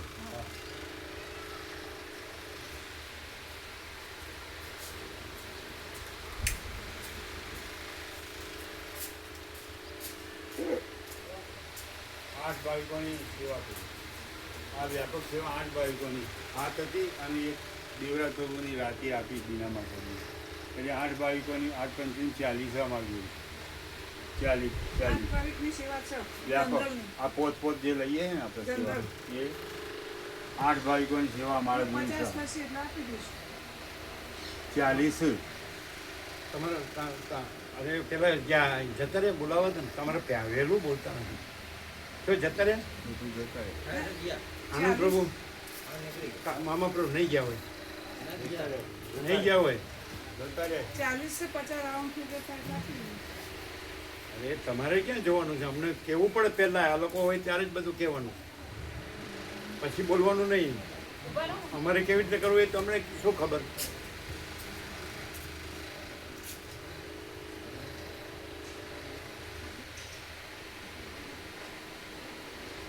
ફોન કરો નહીં ગયા હોય ફોન કરશો તો કરશો. ફોન કરો તો નહીં નીકળ્યા. ફોન કરો આનંદ થોડું લગાવો.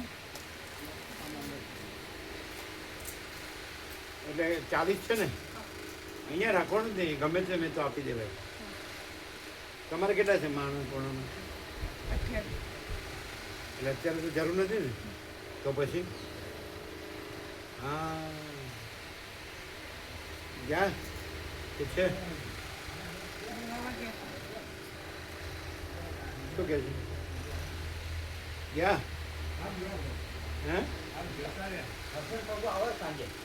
હા જવા દે ચાલો. અમારે એ લોકો હોય ને ત્યારે જ બધું અમને બતાડવાનું કે કેવી રીતે તમને શું ખબર પડે અમારે કેવી રીતે આપવાનું હોય. હા આપણે વહેલા કરી. અમે કાચા કાચા જ. એટલે એ ગમે અહીંયા કંઈ રાખવું જ ન પડે એવું અમે કરી દઈએ ને. હા બરાબર. ખ્યાલ આવે છે? તમે મોડા છો હજી. આ બધું છે ને જે હોય 0-0 એ લોકો હોય ત્યારે જ અમને કહેવાનું. સમજાય? ચલો 40 છે. વ્યવસ્થિત રાખો છો ને? તમારા કેટલા છે? 28. તમારે છે ને 28? એ તો અન્નપૂર્ણા. માનતું એમ નહીં તો તમે મકાઈમાં છે ને એમાંથી જ આપે. એમાંથી જ આપે. એમાંથી આવે. તમારા માનપૂર્ણમાં હા. એમાંથી લઈ લઈશું. હા. કારણ કે કેમ પેલા 25 આપ્યા એટલે કેડી પ્રભુએ હા. એટલે એમાં આપવાના લઈ લઈશું ને થોડું. હા બરાબર. કેડી પ્રભુ 25 આપે ને ના આપે નહીં બધું એટલે આવે આવે. હા એ તો આવવાના જ ને. હા આવવાના, એટલે તમારે એમાં લઈ લેવાના. બરોબર બરોબર. એમ હા બરોબર ખ્યાલ આવે? બરોબર. કેડી પ્રભુ 25ના મકાઈ સરસ્વતી પ્રસાદના આપ્યા છે. હા એટલે તમે જેટલા આપ્યા લેવાનું. એ તમારે માન પણ લઈ લઈ જાય. લો. બરાબર છે? કારણ કે એ તો આવી ગયા. હા. બરાબર. પણ તમારે આ લોકો જાય ને એ પહેલાં અમને આ 0-0 બતાવવાનું. તો અમારે અહીંયા ન રાખવું પડે એવું કરીએ. એમ. એક જ જગ્યાએ રહે ને બધું. એટલે તમને ખ્યાલ નથી આવતો. હા નહીં ચાલો. એ તો એ લોકો આવતા જ રહેશે ને. હા. આ તો તરત જ અહીંથી અહીં રહેવા જ નહીં દેવાનું. અહીં જરૂર હોય એટલું રાખવાનું. અમારે જરૂર હોય એટલું રાખવાનું.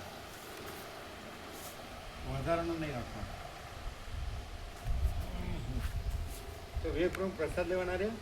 ના એ ઉતાર આવું કે હું આવું આઈને લઈ કે શું કરવા ગયા? જાળી લે. જાળી લેવા. હા જાળી. હા